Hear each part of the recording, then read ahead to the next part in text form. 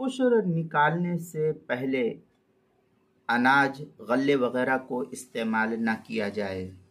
चुनांचे पैदावार में सबसे पहले उश्र निकाल कर अलग करना चाहिए। जो भी पैदावार जितनी भी हुई है उन सब का उश्र निकाल करके पहले अलग रख दिया जाए, उसके बाद ही पैदावार को इस्तेमाल करना चाहिए। और जो पैदावार फरोख्त कर दी गई हो उसकी कीमत से अव्वलन 10% हिस्सा उश्र का अलग करके फिर उसको इस्तेमाल करना चाहिए। और जो गल्ला पहले इस्तेमाल कर लिया गया तो हिसाब लगाकर उसकी कीमत का 10वां हिस्सा सदका कर दिया जाए, यही बेहतर है ताकि हमारे कुल माल की ज़कात सही तरीके से अदा हो सके। चुनांचे मुहित बुरहानिया में है वलैसा लिसाहिबि ताम अन याकुल ताम क़ब्ल अन युअद्दी उश्र।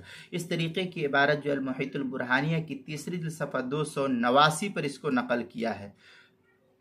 मजीद मुहित बुरहानिया में है क़ाला अबू हनीफा मा अकल मिन समरा औ अतइम ज़मना उश्रुहु।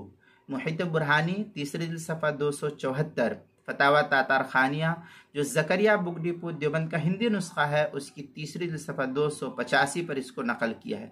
इसी के हम मिस्र जो बदाए सनाए ज़करिया बुक डिपो देवबंद का हिंदी नुस्खा है उसकी तीसरी जिल्द सफ़ा 190 पर भी नकल किया गया है।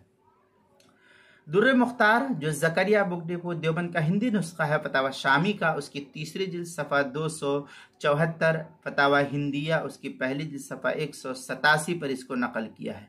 मजीद फतावा शामी के अंदर है वफिल वाक़िआत अनिल बज़्ज़ाज़िया ला यहिल्लुल अक्लु मिनल गल्ला क़ब्ला अदाइल खिराज। इस तरीके की इबारत जो है फतावा शामी जो ज़करिया बुक डिपो देवबंद का हिंदी नुस्खा है उसकी तीसरी जिल्द सफ़ा 274 पर नकल किया है। किताबुल मसाइल उसकी दूसरी जिल्द सफ़ा 249 पर इसको नकल किया है, वहाँ देख सकते हैं।